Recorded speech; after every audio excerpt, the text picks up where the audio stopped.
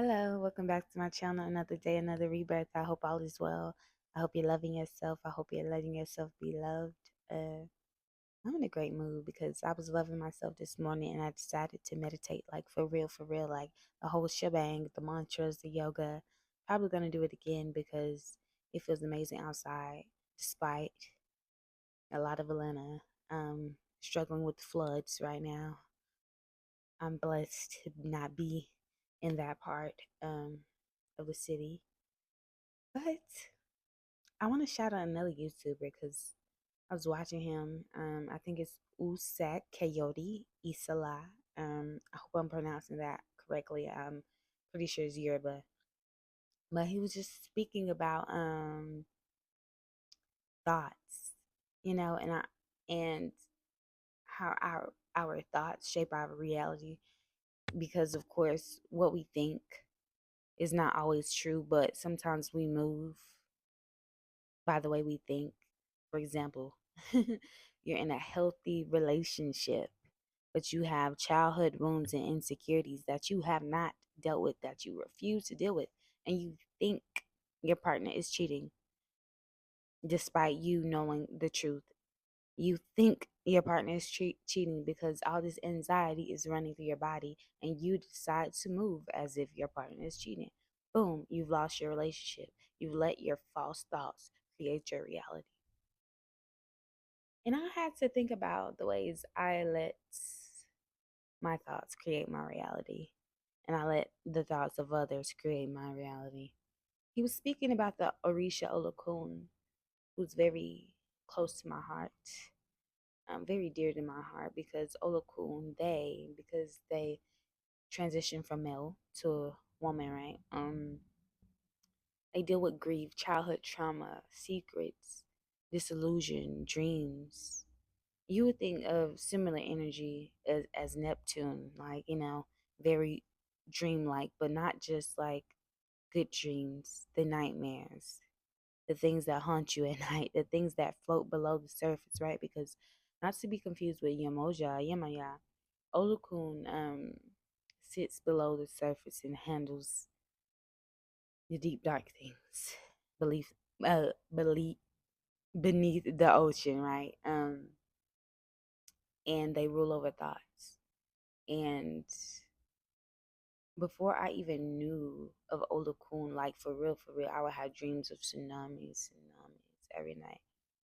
And I remember I got divination, and the Babalawo was like, Olukun is with you. I don't know what you've been going through mentally. And that was so affirming for me. Like, that confirmed everything I was feeling.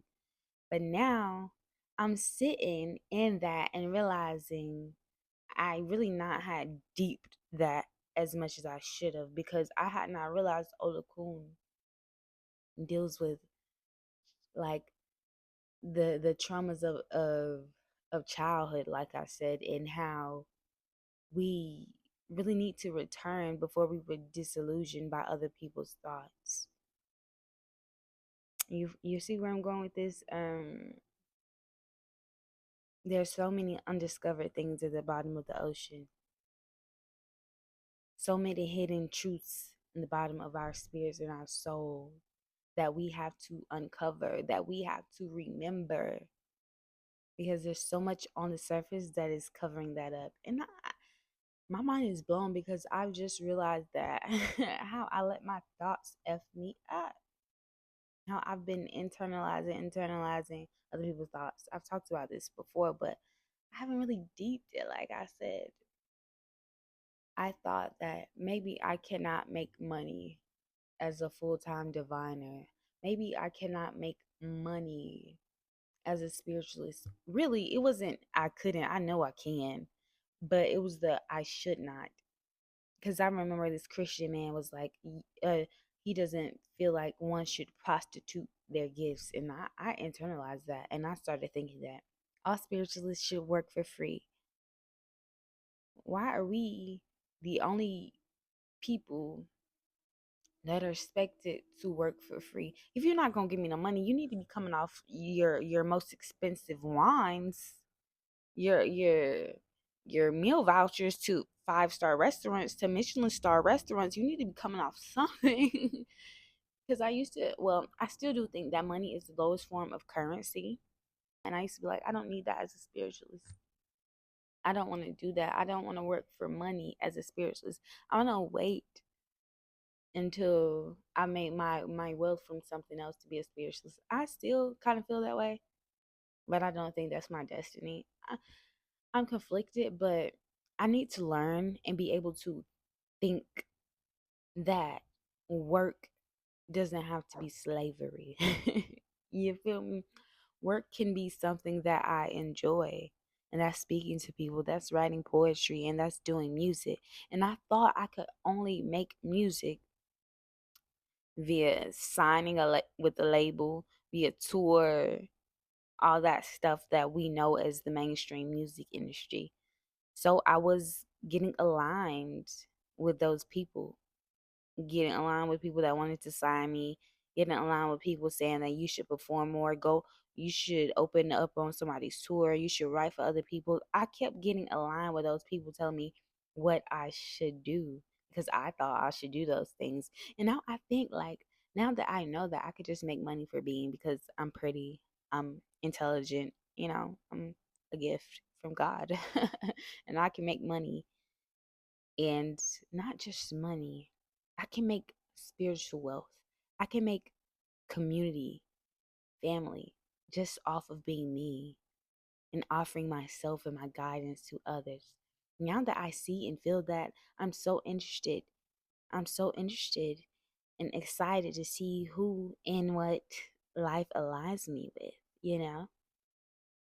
And it's a powerful thing. And I even see how I see how people think about themselves when it comes to relationships. Like I said, not even the cheating part. I was watching another YouTube video, and it was a person that is well known. They were just speaking. They don't think that someone would be like monogamous with them because of who they are and how they show up in the world. And I'm thinking to myself, girl, you keep attracting that because you think that. That used to be me. I think all men cheat. Really, I think everybody cheats. I think all people want to control me. So I ended up in these controlling, manipulative relationships because I was insecure. I manifested a partner based on my thoughts about myself because I thought that's what I was, that's what I deserved, and I aligned with that. And I'm so excited now that my paradigm is shifting. Though it's been a very strange and painful experience. Thank God for my friends. Thank God for my friends. For real. I have this one friend, she quick to tell me, she quick to tell me like, now Acacia, that's what we're not gonna do. Because I see you moving from thoughts of your wounded childhood. I see you moving from that little girl that always had to prove herself, that always wanted validation. You don't need to be arguing all the time on Twitter. You don't need to be defending yourself. It's okay. It's okay. Because I think that I have to defend myself and my intelligence because that's what I'm used to. So I think that's just what life is. But it doesn't have to be like that. And I don't have to keep aligning myself with situations and people that make me feel defensive. All of your thoughts are not reality or not true. I mean, they are reality because they're in your head and you are real, but they're not a part of your divine truth. You feel me? And we just got to learn to let them pass. We just got to learn to understand them just as any other feelings. We got to let thoughts pass like waves, because if you don't, they become tsunamis. Then you have nightmares, and then you're in a whole nother career path that does not belong to you. And now you've taken the destiny of a stranger. You switch paths because of your ill thoughts. And I'm not going to say thoughts are sent here to test you or they're from the devil, but they come from deep, dark places um, that haven't seen the light. But once we shine light on those broken parts, we get to see that all of our thoughts are not true. And I'm not saying that you're going to be 100% healed. You're never going to be triggered and think bad thoughts about yourself or people or your significant other or your career ever again. But you have to learn how to say, this is not who I am. This is not what I am. This is not what I was sent for. I deserve better. You have to learn how to combat the bad stuff, you know? And I'm still learning. Like I said, I just had this moment. It was like, dang, maybe I aligned with this job because this is what I deserve. And now I'm complaining every day with a headache and I'm irritated. And my boss is a bad word. And, you know, my thoughts got me there. I checked all of those points. I saw the job. I say, this looks like what I deserve. I've typed in my information, further confirming that I think this is what I deserve. I hit submit. I accepted the call. I went to the interview. There were so many times where I could have said I deserve better than this. The same with relationships. And the thing about it, your thoughts will have you moving out of desperation, rushing. Sit still, decipher what's real and what's not. I believe in you. I believe that you will jump over, go under, burn the obstacles that are in your way, even if they're your own thoughts. You can do this. I love you. Peace.